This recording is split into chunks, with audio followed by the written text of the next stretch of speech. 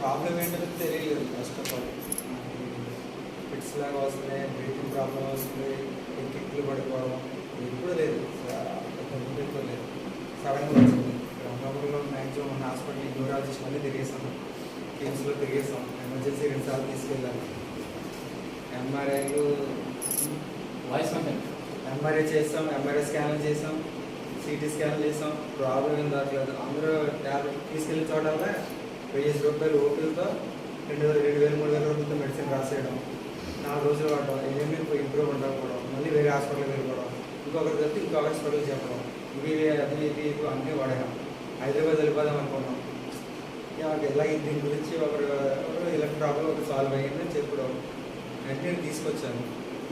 Patient తీసుకురా, నేను వచ్చేలా ప్రాబ్లం చెప్తే డాక్టర్ గారు ఇచ్చారు, మెడిసిన్ ఇచ్చారు.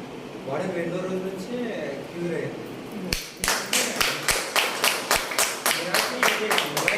నమ్మశక్యంగా లేదు. ముందు ఒక 60,000 70,000 వరకు అమ్మాడు ఇక్కడ అమ్మాడు న్యూరాలజిస్ట్. వాళ్ళు ఏం చేస్తారు, స్టెరాయిడ్ ట్యాబ్లెట్ ఇచ్చేయడం. తను అప్పుడు మత్తు వచ్చి స్టెరాయిడ్ అంటే ఇంక మత్తు తిరిగి పడుకునే ఉండేది ఇంక ఎంతసేపు. లేవడం మళ్ళీ ప్రాబ్లం, మళ్ళీ బ్రీతింగ్ ప్రాబ్లం వచ్చేసింది. అది గాలి చెట్లగా వచ్చింది అనమాట. అది ప్రాబ్లం ఏంటని కూడా తెలియలేదు. అలాంటి ప్రాబ్లం ఇక్కడికి వచ్చాను. ఇక్కడ ఈ నిజంగా మెడిసిన్ కాదు, ఇది దేవుడు అనుకోవాలండి. దేవుడు సృష్టించిన మెడిసిన్ అనేది అనుకోవాలండి. మెడిసిన్ అయితే కాదు, సొల్యూషన్ అన్నిటికి. చాలా బాగుంది. నా భార్య గారికి చాలా బాగుంది, పర్వాలేదు. కొంచెం ఉంది, వాడుతుంది మెడిసిన్.